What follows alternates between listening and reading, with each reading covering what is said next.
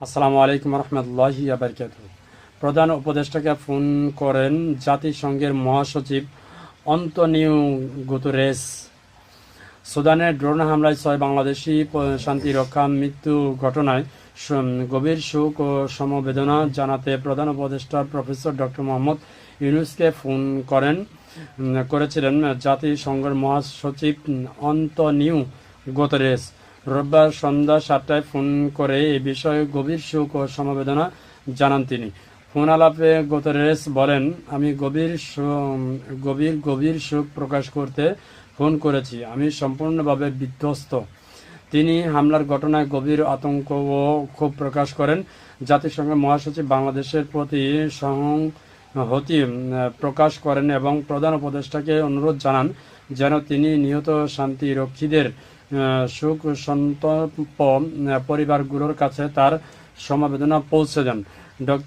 প্রধান উপদেষ্টা professor doctor Yunus Bangladeshi শান্তিরক্ষীদের প্রাণহানিতে গভীর শোক প্রকাশ করেন এবং আহত সেনাদের দ্রুত উন্নত চিকিৎসার জন্য সর্বোচ্চ মানের চিকিৎসা কেন্দ্র স্থানান্তর এবং নিহতদের মরদেহ দ্রুত দেশে ফেরত আনার ব্যবস্থা গ্রহণে জাতিসংঘের সহায়তা কামনা করেন। গুতেরেস জানান, আহত শান্তিরক্ষীদের প্রাথমিকভাবে সুদানের একটি স্থানীয় হাসপাতালে চিকিৎসা দেওয়া হয়েছে। গুরুতর আহতদের উন্নত সুযোগ সুবিধা সম্পন্ন হাসপাতালে স্থানান্তরের প্রস্তুতি চলছে।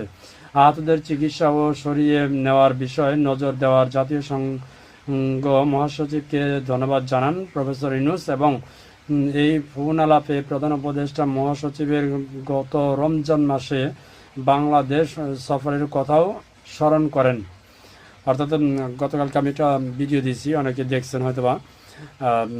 সুদানে সন্ত্রাসীদের হামলায় 6 বাংলাদেশি শান্তিরক্ষা মিশনের বাহিনীর নিহত হয়েছেন এবং আহত হয়েছেন অনেকেই।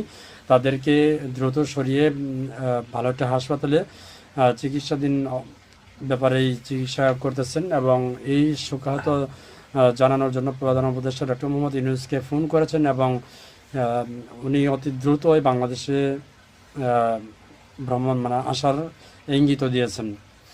তো আমরাও দোয়া করব যারা জীবিত আছে তাদের উন্নত চিকিৎসা করা হোক এবং উন্নত চিকিৎসার মাধ্যমে তারা দ্রুত সুস্থ হয়ে আমাদের মাঝে ফিরে আসুক।